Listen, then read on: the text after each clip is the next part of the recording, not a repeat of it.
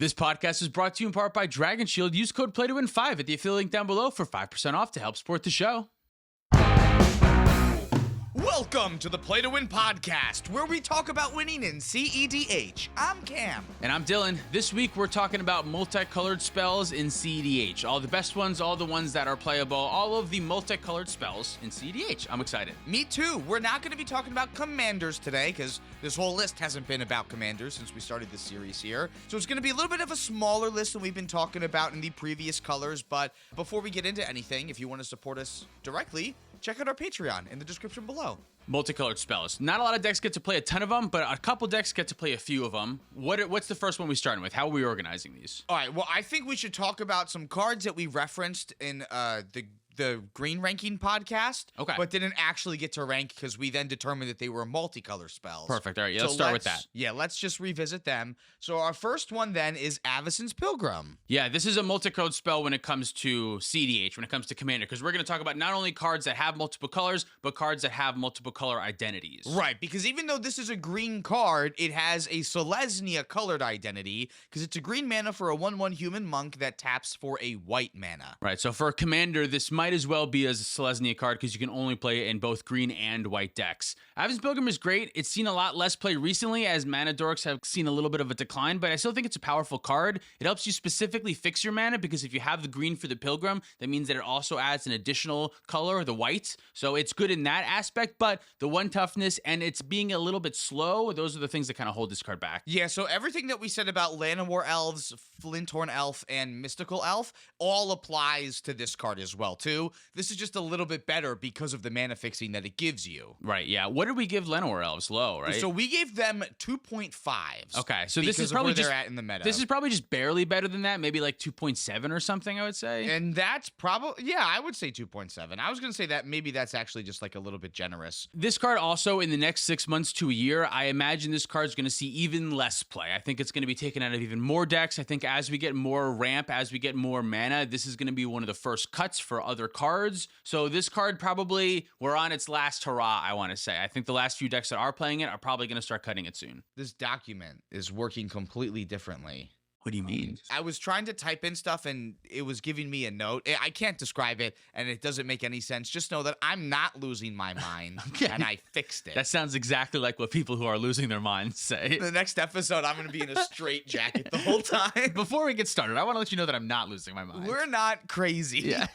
All right, let's talk about Elves of Deep Shadow. Keep this train running. This is a green mana for a 1/1 elf druid that taps for a black mana, but it says that it also deals you 1 damage when you do so. The exact same thing that we said for Aans Pilgrim. I think there's probably 2.6 because you lose a life. Actually, I was going to give it a 2.8 because black is better. Black is just better, and it kind of doesn't matter that you're losing life unless you're playing ad nauseum, but black is just a better color. Yeah, that could make sense. Let's even it out. It's still a 2.7. You lose a life, but it's a better color. All right, I think that's fair. We'll keep it at a 2.7 in that case then. Then our next card's going to be Noble Hierarch. This is a green mana for a 0/1 human druid that has Exalted and taps for a green, a white, or a blue. The Exalted doesn't matter quite as much in our format, but it tapping for a blue is huge. And the fact that it's 3 different colors is also really big. So in 3 to 5 color decks, I think that can play Noble Hierarch. This is one of the last few remaining dorks that I want to play. Yeah, and there's not a lot of decks that have the luxury of being able to play it anymore because this color combination kind of fell out when Thrasios Tymna stopped being like the biggest thing. But do you still play it in Atraxa? It's on the chopping block. I do play it in Atraxa still. I think I'm shaving as Aans Pilgrim as we speak from Atraxa, so still Noble Hierarch is there. The fixing mana is huge. It makes a big difference, I think. It makes the 1 toughness much more manageable, or I don't know if that's the right word, but like you're willing that it can sometimes die for the trade-off of that it can fix your mana in a couple of different ways. I think that's very relevant. We still gave Birds of Paradise a 5 right, because it's still so powerful being able to tap for any color of mana. And this taps for 3/5 of the color pie and primary color that you want to in blue. Right, yeah. So I do think that it's still important. It is going to be better than all these other cards we've talked about, these other dorks that we've talked about, but I think 3 is probably the limit that I would go with this one. Yeah, it depends, because a lot of times this is going to be very, very close, if not the same thing as Birds of Paradise. I want to say it's a little bit higher than a 3, but I could see what you're saying. I guess that's true. In Atraxa, it basically is Birds of Paradise. Yeah, I mean, but like the 5-color decks, like you will feel it sometimes not being able to tap for black or red. Yeah, I think that's true. I think 3 is a fine card. I think 3 is fine for this one. It's still a good card. If you can play Noble Hierarch, I think you probably still should, but it's probably one of the lower powered cards you have options to. Now we're going to talk about the complete inverse of that card then, which is Ignoble Hierarch, which is the same thing except it has Exalted and taps for a black, red, or green, the Jund one. Yeah, I think this is probably better, right? In our format, just Jund colors are better than Bant colors. Yeah. Is that true though? I don't know. Blue and white have gotten a lot better, but the red and green is also huge. I don't know. For some reason, I feel like these Jund decks want these mana dorks more than the Bant and non-red based green decks want them, right? I think black wants creature bodies more than blue or white does. Black can use Diabolic Intent. Black can use rituals that can sacrifice for mana. Black can use the body a little bit better than maybe Bant can. Yeah, because like in the Rog-Rak based Jund decks, like when we built that deck for the channel, this is totally something that you actively want because everything that Rog-Rak can sacrifice to, this will as well. So even like your Phyrexian towers too, it's helpful that this now is like 3 mana basically for that. Yeah, definitely. I think it's just barely better than Noble Hierarch, but they're basically the same card. Maybe it's a 3.1. It could even be like a 3.01 as far as I'm concerned. Yeah, because tapping for blue is also very huge on the Noble Hierarch side of things, so they're very close. It's very similar to Aans Pilgrim, Elves of Deep Shadow, I think. There's some little bit worse, a little bit better. Kind of just depends on what deck you're playing and what the metagame looks like. They're basically the same, though. Yeah. All right, and then the next one is the 1-mana Planeswalker, Deathright Shaman. So this is a Golgari hybrid mana for an elf shaman that's a 1/2. So you tap it to exile a target land from a graveyard and make 1 mana of any color. For a black and tapping it, you exile target instant or sorcery from a graveyard and have each opponent lose 2 life. And then for a green and tapping it, you can exile a creature card from a graveyard to gain 2 life. It's important to remember, I mean, we all know Deathright Shaman. This has been a classic staple of the format forever, but it's important to remember that even that top ability is not a mana ability, which means it can be responded to. So if you try to exile land out of someone's graveyard and they endurance it in response or do something like that, that will stop your mana from being activated. That's pretty relevant. And in cEDH, weirdly enough, Deathright Shaman is probably not as strong as it is in some other formats because fetch lands aren't as popular. They are popular. Every deck plays a bunch, but every deck also plays a bunch of 5-color lands. Every deck also plays a bunch of other lands that are not fetch lands. When it comes to the amount of fetch lands per lands, fetch lands make up a smaller portion of the total lands than in 60 card, where fetch lands are most of your lands. So that the Deathright, there are times where it's not a mana dork, but it being able to also stop Underworld Breach lines sometimes or interact with the graveyard, stop Birthing Pod lines, be also a very important interactive piece that can be cast off of a blue-black source like a Water Grave or something like that. I think that makes Deathright Shaman still very powerful in our format. Yeah, I definitely agree. And the fact that it is still graveyard interaction too is nothing to snuff at. People do get Savine's Reclamations and Brain Freezes into their graveyard, so having something that can just snipe those really important pieces, I think is super huge. To me, this is still a 5. Yeah. Because in all of the Golgari decks that I'm playing, I'm playing this. This is like the only mana dork that I'm actually playing in Kenrith because its 2-but is really relevant in the Orcish Bowmaster and just like little pings worlds that you get yourself into. Even though fetch lands are typically probably 10% of the lands that are in the graveyard at any given time, given that the maximum any deck can play is 10. Like you said, it's not going to be as prominent as in our 60 card decks, but I think that's still pretty frequent enough that it's pretty reliable as a mana dork. Yeah, like you said, like the fact that it also does other stuff, like the graveyard interaction, makes it so much stronger. If it was just that mana dork portion of it, I don't think Deathright would be nearly as powerful, but the fact that it also nicely interacts with the graveyard makes it, yeah, I don't know, a 5... Yeah, I think you're probably right. In the decks that can play it, I'm not cutting it, I think. In the decks that are playing both black and green, I'm not cutting it, and that normally makes a 5. I can't really think of a deck that would be playing those colors and wouldn't want to play it. Even the ones where it doesn't synergize well with the rest of what your deck is doing, it's still fine. It does still so many things that, yeah, I think you're probably right. It's a 5. Yeah, I think it's still a really important piece in those decks, and it's like, it's only if like you're playing one or the other of those colors that maybe you wouldn't actually want it in those decks, but because of the way it overlaps, I think it's just a 5. Neoform is a green and a blue for a sorcery that says as an additional cost to cast a spell, you sacrifice a creature. And you can search your library for a creature card with converted mana cost equal to 1 plus the sacrifice creature's converted mana cost. Put that card onto the battlefield with an additional +1/+1 counter on it. I always forget that line. Yeah. And then shuffle. Yeah, Neoform's great. Sees a little bit less play recently, but I really like this card if you are in fast as Oracle color combinations and you're also playing Mana Dork. So you have to kind of be playing Sultai for this card to really be shining at its best,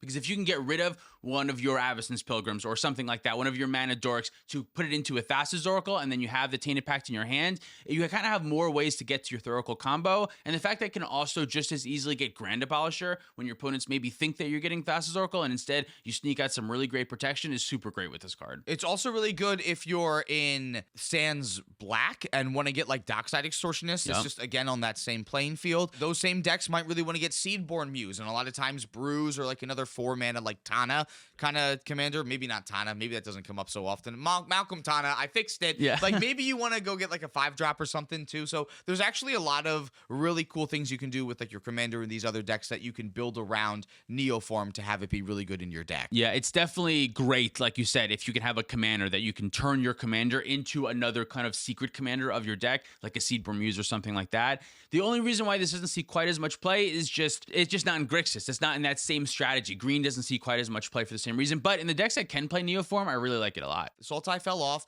Kenrith, my Kenrith list doesn't play it. I tried it for a little bit, but I'm just not running enough Mana Dorks for it. Like, your deck literally has to be built such a specific way for this to work. In the decks that it works, it's a 5, right? But in the reality of it now, it's probably more like a 3.5, somewhere around there. The main issue is the strategy that's in is, you, like you said, you do kind of have to be in Mana Dork heavy strategy. It's best when you always have another little creature that you don't quite care as much anymore. If you're in this like mid-rangey late game, all of your creatures are super relevant and powerful, like you don't want to be sacrificing your Drannith Magistrate to go get another value piece or something. You need that. But in these like Mana Dork decks where you don't really need your creatures quite as much, it's much better. And it has the same drawback as Eldritch Evolution of opening yourself up to 2-for-1s if it gets countered, while also not having the same flexibility of Eldritch Evolution, because you have to get something that costs 1 more. There's no range of or less. Yeah, Eldritch Evolution can get 2 or less, so it can get a whole bunch of different stuff. You can sacrifice your big thing to make your opponents think you're getting something bigger than you're not, whereas this, your opponents know that if you sack a 1-drop, you're getting a 2-drop. It can only be a couple of different things. There's a lot of small nuances that make this card significantly worse than Eldritch Evolution, but what are you giving it? I still think it's powerful. Probably not a 4, though. I think it's probably like a 3.5 or something. It sounds like that's where we're landing, is a 3.5 for this. We're certainly past its heyday. Now, I guess not to say that it can't come back, but it would take a lot, I think, for it to come back. Orcish Bowmaster is another just a big push against it. I think. Yeah, that's a great point. It pushes against that strategy a lot, but it's still a powerful card. If you're playing blue-green, then I think you're probably considering it, but yeah. Do you want to hear another card that Orcish Bowmaster kind of pushed out of the meta? Let's hear it. Notion Thief. Yes. Although I'm not sure if that's 100% correct, but yeah, Notion Thief, powerful. Notion Thief. This is 2, a blue and a black for a 3/1 human rogue with flash, and it says if an opponent will draw a card except for the first card that they draw during each of their draw steps, instead that player skips that draw and you draw a card. The reason why this is a little bit bad into the Orcish Bowmaster obviously is that 1 toughness. That makes a huge difference. It's a 3/1, yeah. Yeah, but still, I still think Notion Thief does so much. Like, they're not always going to have Orcish Bowmaster, and although this is 4 mana investment, this can really change the tides of a game. I mean, even we just saw in the video with Kyle Hill how Nate used this even into an Orcish Bowmaster and still was 4 mana, draw 4 cards, and like negate away one of the damage. I still think that can be totally fine, especially in a 1-ring world. Like, that can be totally fine. Yeah, so like even in that case, I think that's still great. We're in huge Rhystic Study metas. I totally get why you would want something like this. It's just gonna draw you so many cards. Yeah, and with the Wheel of Fortune, that's basically a win. Like, if you can resolve a Notion Thief and keep it alive through a resolved Wheel of Fortune, your opponents discard all of their hands, you draw 28 cards, that's going to be a difficult game for you to lose, unless you're like literally dead on board from something right in front of you, and even then, you should be able to win on the spot with most decks. I think that makes it good, but it is a fear. There's other things at that slot that you really want to play. There's not many 4-drops that you can realistically play in a commander deck. A lot of decks are playing Talon instead, just because having a more protected, bigger toughness creature that can draw cards slowly over the course of the game is a little bit better than Notion Thief. Or maybe you're playing Emil because you want to combo with Docksider. There's a whole bunch of other 4-drops that it competes with, and I think that's the real thing that holds it back. But still a very powerful card. A little bit less than Neoform, I want to say. I want to say these days it's a little bit not quite as strong. I don't know. I was actually going to give it a 4. You're gonna have a 4. I think your argument had actually convinced me to go higher than I was interesting. going to go. Okay, yeah. So I was thinking a little bit more than that it should be a 4 as opposed to maybe how much play it's seen. But if we do want to go based on how much play it's seen, maybe it is less than a 4. I want to say it's around the same as Neoform because it gets stopped by a lot of similar things with the Orcish Bowmaster. Yeah. But its competition with Talon, I think, is huge. Whereas like Neoform works really well alongside Eldritch Evolution. It's competition. You want more of that effect. When it comes to Notion Thief, the 4 mana is a big difference than 2 mana. Let's give it a 3.4 then. Okay. What about that? Yeah. Just under the Neoform? Just under the Neoform. Still a super powerful effect and can, really put you in a lot of game-winning situations, but just not as popular as it used to be. And you have to be playing Wheels alongside Notion Thief. I think it has to act as both a win condition and a disruptive piece in order for it to see play in your deck. So it really is part of a package. Right. Like, it's not just something that you slot in. It's like a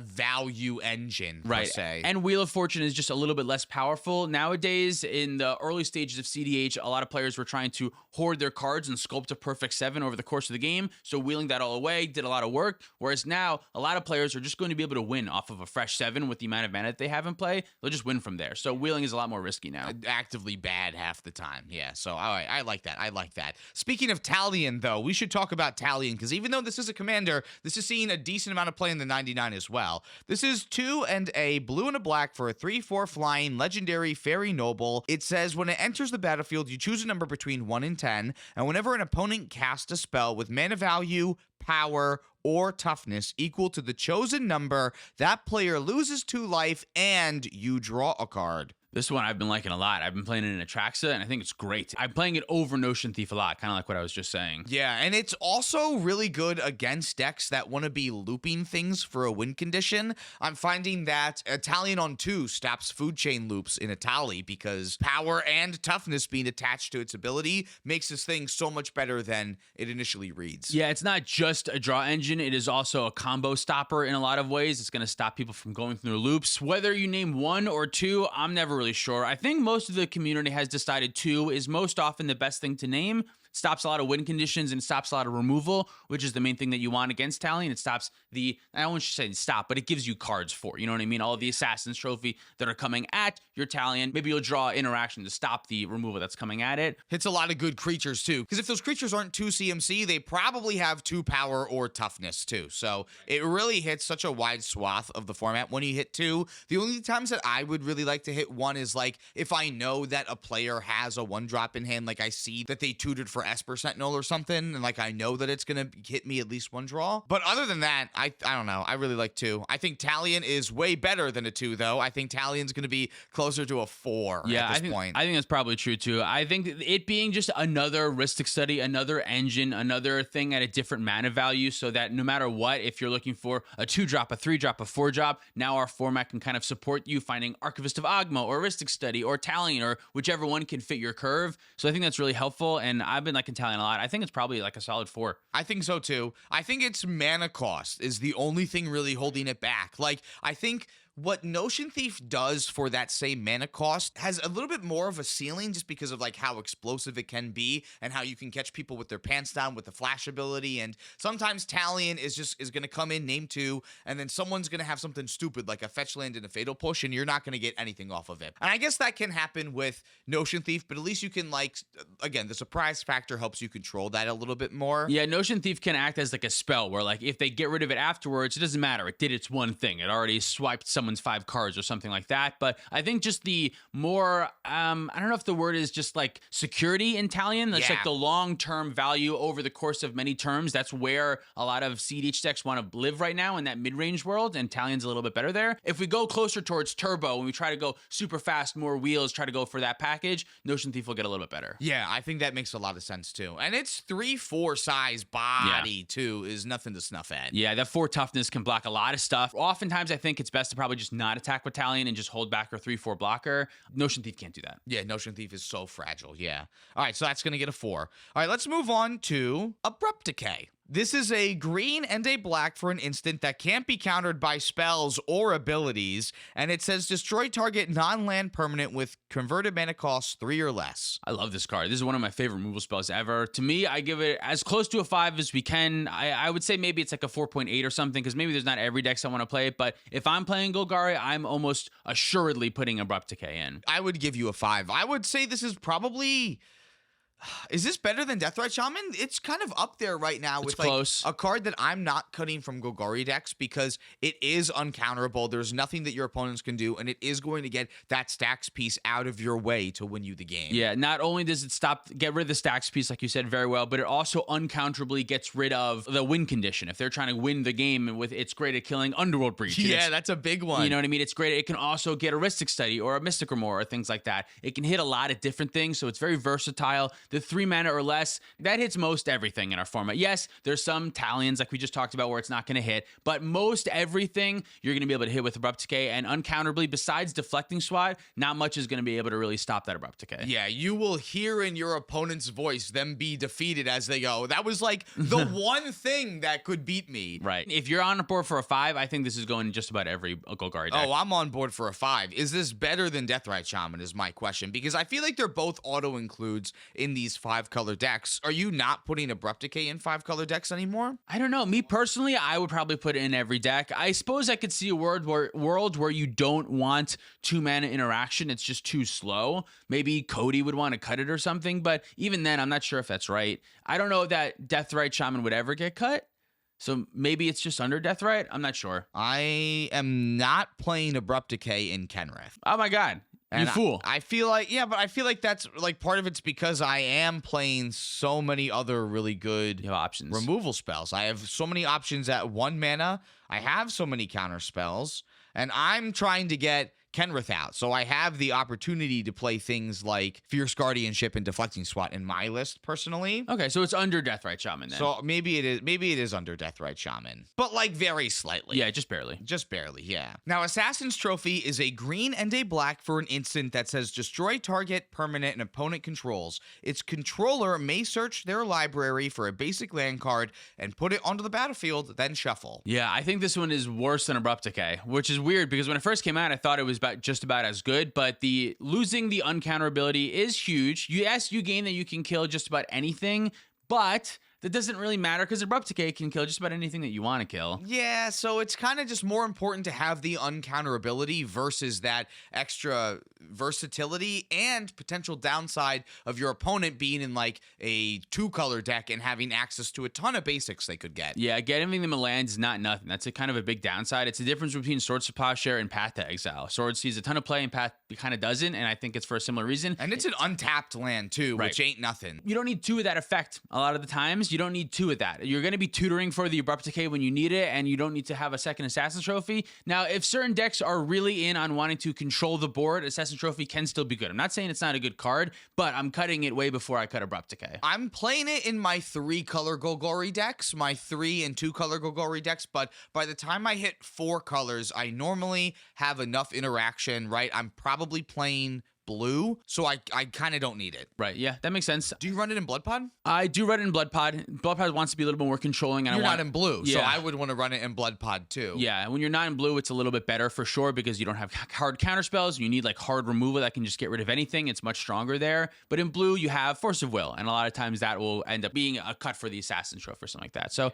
I still think it's like a 3.5, somewhere in that range. I was going to go up to 4. Maybe we give it like a 3.6 or a 3.7 in that case. 3.7. Let's go 3.7. Let's go 3.7 then, yeah, because there are a lot of decks that it's still really good for me. Yeah, very helpful. Basically, like you said, all non-blue decks, I think this is great. If you're in Golgari and non-blue, I think this is awesome. All right, yeah, that sounds good to me too. Okay. Why don't we round out the Golgari section of the podcast? Yeah, might as well. Coline Ritual is 2, a black and a green for a sorcery that says destroy each non-land permanent with mana value 2 or less and add black or green for each permanent destroyed this way. Oof, that mana production is huge. A lot of times you're making 10, 12, upwards of almost 20 mana with this card. It can be so powerful. This card wins you the game without you realizing it. Like, it gets rid of so much and boosts you so far ahead all in one sitting. It's hard to lose after you do this. Yeah, Now, not all decks can play it. A lot of decks are very permanent focused, and this is going to set you further back than it's going to set your opponents back. But if you're more spell-based, if you're more combo-based, I really, really like this card. It's one of the major pulls to playing black and green right now. Especially if you can use the black or the green mana. Like, I had to cut it from Kenrith because I finally had a situation where I cast it and I couldn't win the game immediately after casting it. And that was 1 in 100 times of actually using this card. So,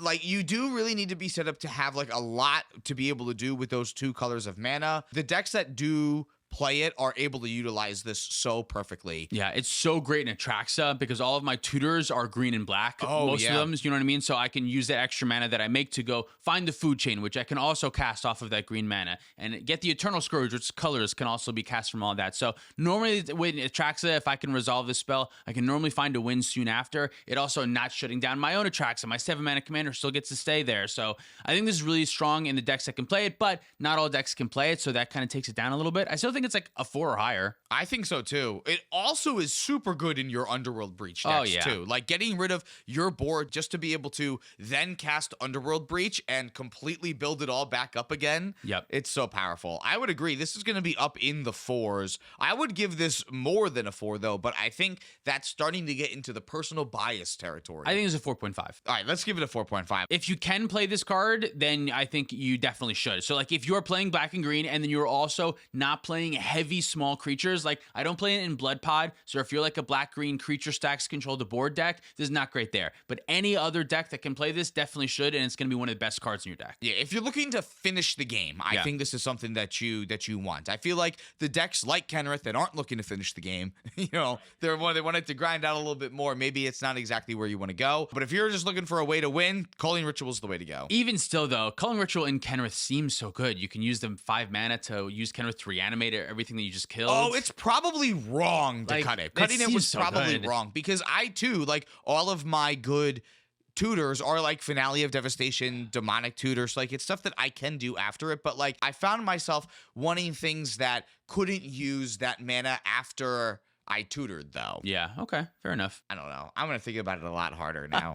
Okay. Mnemonic Betrayal. This is a blue and a black for a sorcery that says exile all opponents' graveyards. You may cast spells from among those cards this turn, and mana of any type can be spent to cast them. At the beginning of the next end step, if any of those cards remained exiled, return them to their owner's graveyard, and then you exile Mnemonic Betrayal. I'm going to, right off the bat, start off by saying that I do not love this card. I've said that before in the podcast. Is not one of my favorite cards. I think it can be very high powerful. The ceiling can be insane, but the fact that you have to rely on your opponent's stuff going to the graveyard brings this card back a little bit for me. That being said, it is a 1-card win condition that you can put in any single Dimir deck. Yeah, absolutely. Like being able to find somebody else's Underworld Breach off of their Demonic Tutor or something like that. If they have any tutor in their graveyard, you can almost assuredly piece together a win as long as you can make enough mana.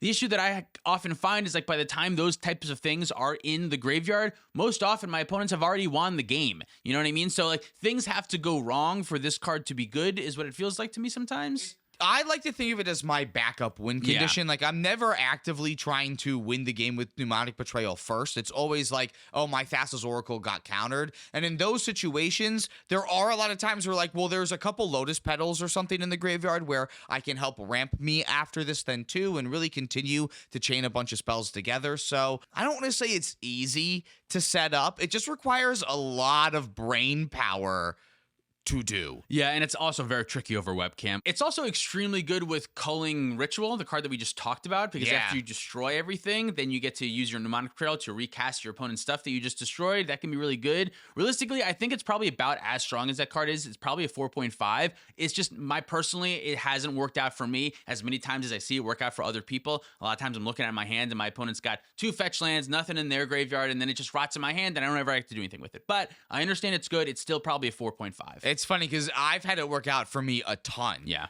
I don't know. It takes a while to piece some of these lines together because you are using a bunch of cards that you don't know. They're not in your deck. So you're right. You are at the liberty of your opponents. And historically, we have not liked that on the Play to Win podcast. Right. Browbeats aren't good. If your opponents get to decide how good your cards are, I mean, that's not really what's going on with this specific card because you get to choose all the modes, but it depends heavily on what your opponents have done. And yes, like Dockside is still a card. And yes, Culling Ritual, the one that we just talked about, are still cards. But those things their opponents have to play stuff. This thing, your opponents have to play stuff, and then it has to not go well for them. So like other people or you have to have already interacted a lot of the time. And yeah, whatever. But the card's still good. Let's give it a 4.4 because of that slight downside. Our next card is Eladamri's Call. This is a green and a white for an instant that lets you search your library for a creature card, reveal it, and then put it into your hand and shuffle. Yeah, this card should see a lot more play. In the right deck, this card's insane. It has to be versatile. The reason why tutors are powerful is because they can get a whole plethora of different things. So if you can get both a win condition or interaction with this card, super, super strong. Yeah, I feel like it works really well in like 4-color decks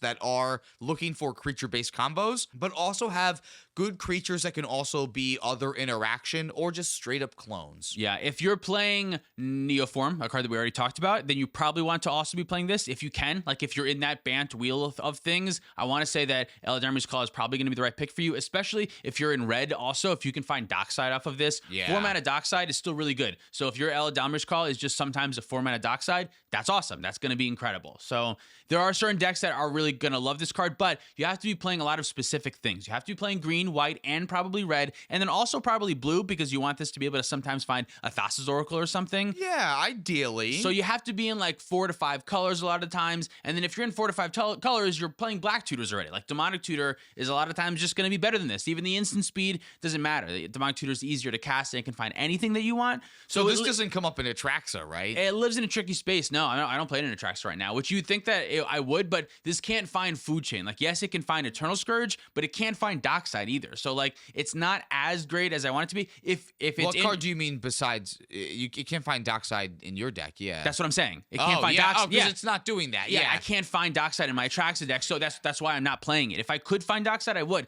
And if you are playing Eladamri's Call in your Atraxa deck, it's probably great for you. It probably is still going to be a powerful card. Just for me, it's not as flexible as I need my tutor in my 4-color deck to be. I feel like its card type in Atraxa also matters a lot too. Like normally I feel like what you want to do is take a piece of interaction and a tutor with your instant and sorcery slot on your Atraxa trigger. But if you have to forego a silence in order to take Eladamri's Call, I feel like that doesn't set you up as easy for a victory then. But yeah, your instants, you want them to be interaction because that's what you want to take off of Atraxa. So you're definitely right about that. But there's a lot of decks that aren't Atraxa that can play this card, and it's fine. Like, it's good, like we said, but you have to be playing those specific things, and it's a little, only specific decks want this. Your Naya decks, your Rockos, and stuff like that. I think Nagila probably wants it too. If you can find Derevi, if you can find your combo piece, or your Dockside, your mana, or you can find now Samo too, you can find the draw. Like, if you can find any of the boxes that you need to check at a moment for a cEDH game, Eladamri's Call gets way better. So it's still good.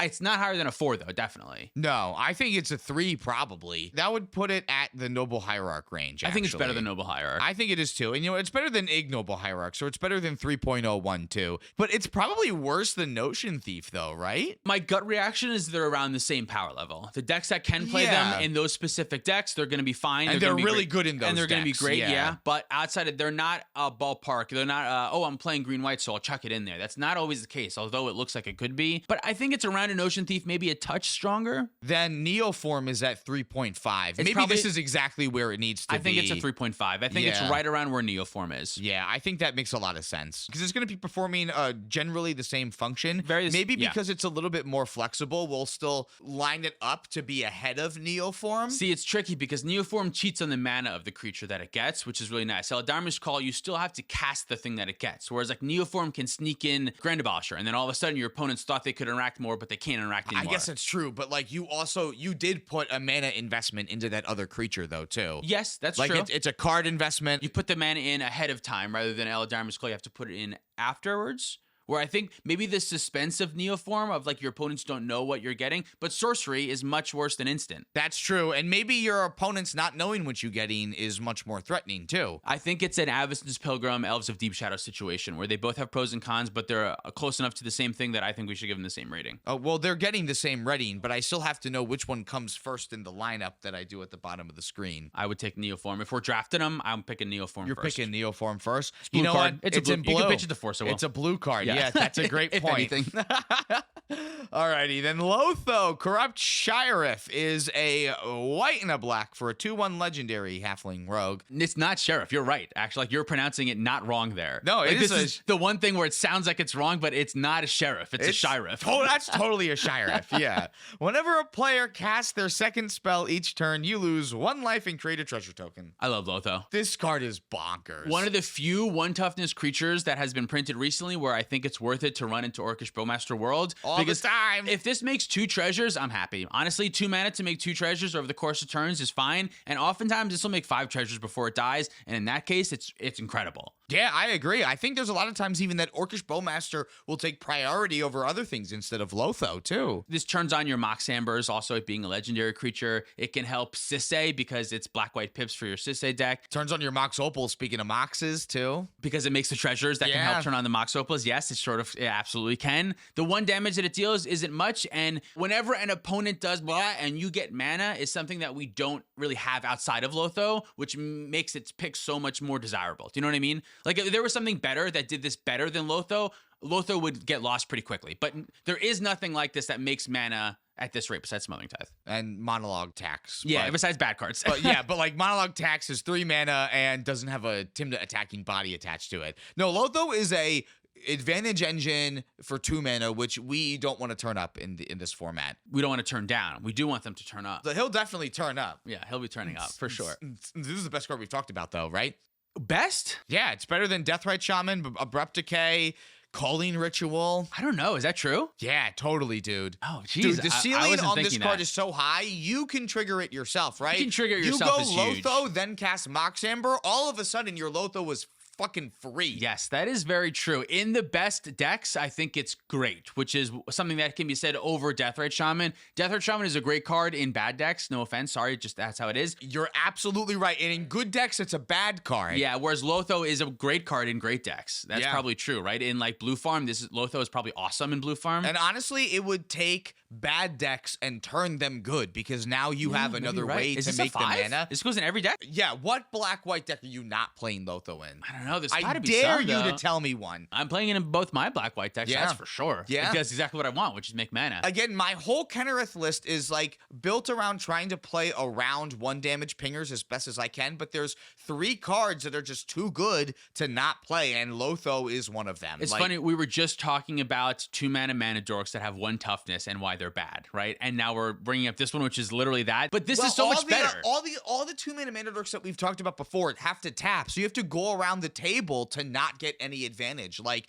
a lot of times they played something else and then played the removal spell, so you're still getting the Lotho trigger. Yeah, the fact that Lotho can guarantee make the mana before it dies, you can play into it. Yeah, I think you're right. I think it's a 5. I think it's totally a 5. Yeah, Okay. better than Deathright Shaman. It feels weird to say out loud because it's such a new card, and it wasn't like the highest pick from the Lord of the Rings set, but it's so crazy how Lord of the Rings gave us at least 3 5 out of 5s and several other cards that are very powerful in cEDH. Isn't that wild? It was some people's top pick for Yeah, that's Lord of true. the Rings, which I think is a little ludicrous because the One Ring was in that set. Yeah, and it's still nowhere near as good as the One Ring. Nowhere near as good as the One Ring. Yeah. It's so crazy how depthy the rating of 5 is. Like a 5 can be a Deathright Shaman or the One Ring. That feels wrong and crazy if we say it out loud. It does feel very wrong. Because both those cards are super different. How flawed is our system? Very flawed. We have to make a new system. But Lotho's good. Either way, Lotho's good. If you're playing black and white, you have to be in a pretty crazy situation to not want to play that card, I think. Yeah, I definitely agree. Fire Covenant is our next card. This is a black and a red for an instant that says as an additional cost to play this card, you pay X life. And Fire Covenant deals X damage divided as you choose among any number of target creatures. This was one of my favorite cards when I first started getting into cEDH. This is such a cool pull because you basically had instant speed, 3 mana Plague Wind available to you in the format. This is fucking Regeki. Yeah. Most often, this is going to be 3 mana, instant speed, destroy all of your opponent's creatures or all the ones that you care about. So powerful. It has always fought with the ad nauseum strategy because, like, I never really wanted to play this in my ad nauseum decks, but there's so many boards. Like, right now, I feel like it's a little bit underplayed because even, like, in Kennereth, there's so many boards where I need to get rid of so much, and Kennereth having the ability to gain my life back Why am I not playing this card? Yeah, I completely agree. And even in those ad nauseum decks, like, yes, you might have to pay a lot of life to kill some things so that you can ad nauseum, but like, what's the alternative? You have something in your hand that doesn't kill all that stuff, and then you can't win the game. Just lose the game. Yeah. The alternative of not having, like, yes, it doesn't work great with ad nauseum, but the alternative of looking at one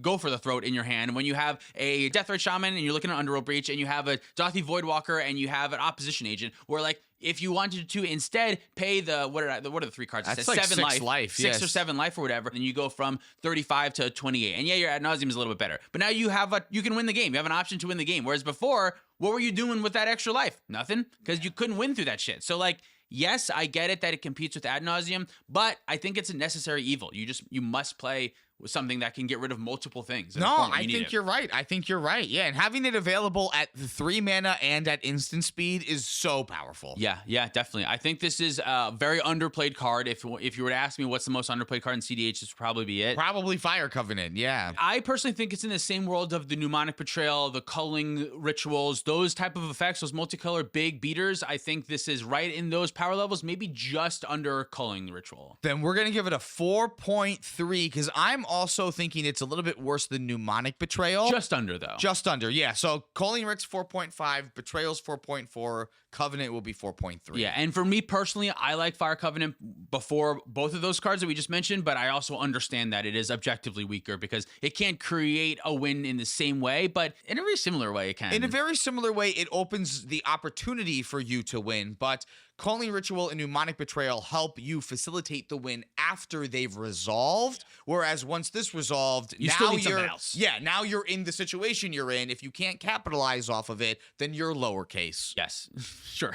All right, we have one more card to talk about. One more already. That's it. That's the whole list. There's not so many. I'm gonna get my book after this, and there's gonna be more we gotta talk about. This time, I can dare you, because there's so many fewer multicolor cards that are seen play, because there's not many multicolor cards that are 1 mana. And that's what you need. Right? So much of efficiency is trying to be short on mana. So when you have so many color pip requirements going into these cards, they better do something really good. Yeah, that's fair. Okay, what's our last card? Teferi Time Raveler. This is 1, a blue and a white. For a Planeswalker Teferi that has 4 loyalty, it has a static ability that says each opponent can cast spells only anytime they can cast a sorcery. You can +1 them to have until your next turn. You may cast sorcery spells as though they had flash, and its -3 says return up to 1 target artifact, creature, or enchantment to its owner's hand and draw. This is a card that I feel like came full circle in cEDH. When it first got printed, everyone loved it. It was like, this is another Grand Embosser. And then we quickly realized, wait a minute, if I pass turn with this fucking thing, I protect somebody else's win. Let's get this out of my deck immediately. And then we learned, wait a minute, if I have Displacer Kitten and Soul Ring in my deck,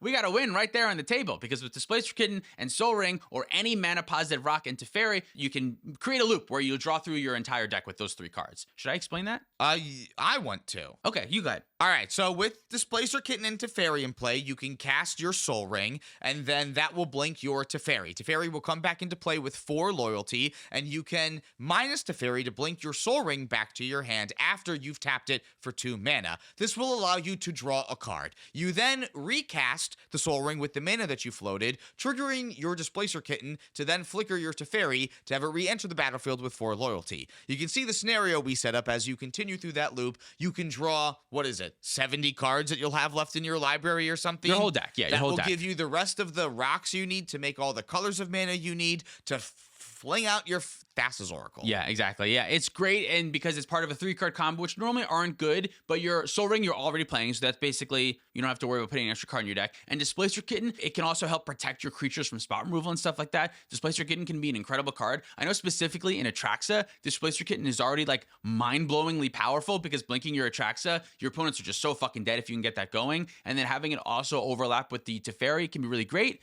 It's just important to remember with Teferi, you can't cast it and pass a turn. It's not like 60-card formats where you can just cast it, bounce something, draw a card, pass. Don't do that. It is specifically a win condition or a silence on a stick. You have to use it as either of those 2 things. And if you do, this card can be really great. Love it in Sisay. I feel like you just get it into play uncounterably without people knowing what you're going for. And then especially with Sisay, instant speed getting into play. If someone's trying to go through a loop where they have to be responding to shit, no, you can't do that anymore with Teferi out. As long as they're the player before you Right. Yes, as long as they're the player before you. Exactly. I think this one's high, but because it doesn't go in every blue deck and it kind of has to be part of that combo, are there other combos with Teferi and Sol Ring that I'm not thinking of? I don't think so. No, it's mainly you got to be playing Displacer Kitten line. There are blue farm lists that are playing Teferi. Yeah. And I think it's great in those lists. I think it's really awesome if you're playing it as part of a 3-card combo that can, like I said, I already said this shit, but if you're playing it as part of a combo that can also help protect your shit and then also help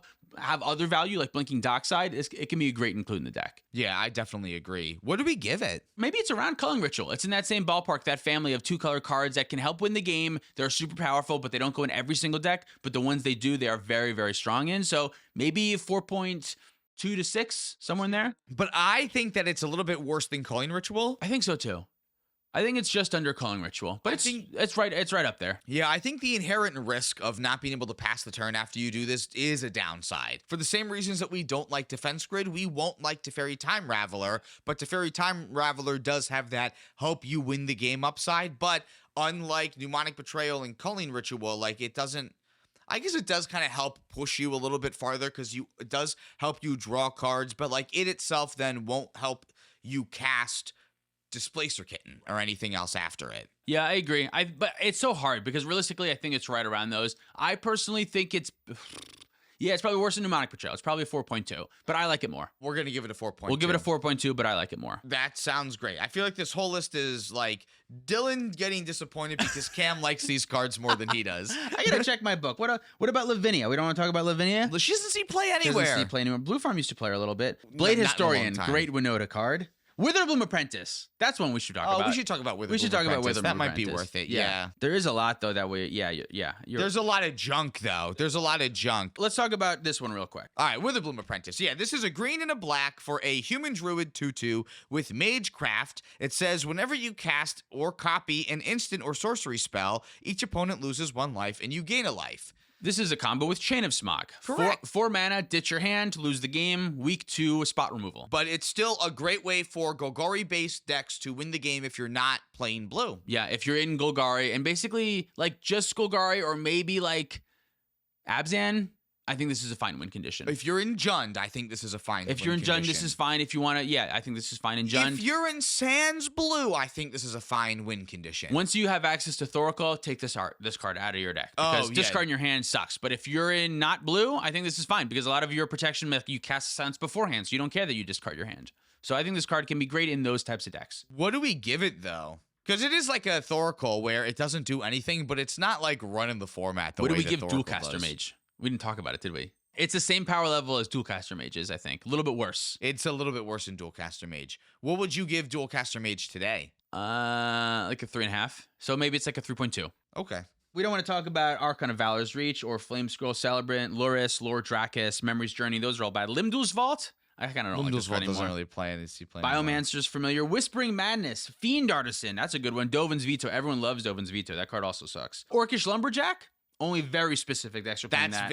That's a 2. That card's a 2. Yeah, Tinderwall. Tinderwall's good. Tinderwall's pretty good. Tinderwall doesn't see as much play as it used to. Yeah, I guess you're right. Yeah, okay, maybe the other cards suck. Yeah, all the other cards suck. Do you want to hear the list? I would love to. All right, so at the bottom, we have Elves of Deep Shadow. Oh, we put that under Aans Pilgrim. Okay. Then Aans Pilgrim, they both got 2.7s. Then we have Noble Hierarch coming in at a 3. Then we have Ignoble Hierarch coming in at a 3.01. Witherbloom Apprentice comes in here at a 3.2. Notion Thief comes in at a 3.4. Eladamri's Call came in at a 3.5. So did Neoform. That came next, followed by Assassin's Trophy at 3.7. Then Talon got a 4. Teferi Time Raveler got a 4.2. Fire Covenant got a 4.3. Mnemonic Betrayal finished out with a 4.4. Then came Coline Ritual with 4.5. Abrupt Decay got a 5. So did Deathright Shaman, but our best multicolor spell was Lotho, also coming in at 5. Yeah, this does not match my favorite multicolor cards in cEDH, but I think we're probably right in that this is the order of the most powerful cards in cEDH. It's difficult to rank because Lotho's ceiling is kind of low compared to some of the other cards we talked about, but its floor is so high that I can't think wait it makes until it so they print Hytho. I think Hytho is going to be such a good card. Hytho's going to be great. Yeah, I completely agree. Thanks so much for watching. If you'd like to support us directly, you can do so on Patreon, like our $100 patrons. Caleb Ritchie, Zach Hartley, Justin Heck, Kajo Alex, Sean in the Ice, Mark Cirillo, SoCal Acura, the Gitrock player, Stormageddon, Luke Cook, Demon of Raspberries, Uncle Butts, Nick Foles, Goat09, Kwaja Hamid, Lauren Connell, and Baby G-Bus. If you want to pick up any of our merch, you can do that at playtowinmtg.com. You see like tie-dye, multicolored. See what I'm doing? See what everyone else is seeing with the color I'm trying to match a shirt with a theme? See what I'm doing? Have you been doing that this whole time? I've been doing it for a while now. Huge shout out to Dragon Shield for supporting the show. Use our affiliate link and code 5% and code PlayToWin5 for 5% off your order. Follow us on TikTok, Twitter, and Instagram for more content. Thank you so much for watching. See you next time. Jacob Bowler, Luca Bressold, Big Mike, Nicholas Boulder, Reactive, Tyler Watson, Brian Barrington, Zachary Colson, Tyler H, X Tyler the Tree X, Mallcraft, Driving Crooner, Jabaha, Mace the Ace, Dalton Poteet, Hobo Ghost, Justin, Man Solo, Pedro, Jacob Depp, Michael Ballou, Jan Wildfang, Thomas Bueno, and David Nelson. Thanks, y'all. Welcome to the Play to Win podcast, where we talk about winning in cEDH. I'm Cam. And I'm Dylan. This week... Oh, I'm sorry. Yeah, Don't that I is say your it, point. right? Yeah, What I'm the hell? He's jumping cutting in. me off? You don't What know is this, the- you don't know the script? 2023? What All the right. fuck? You want to do it again? Yeah, let's take it from the top.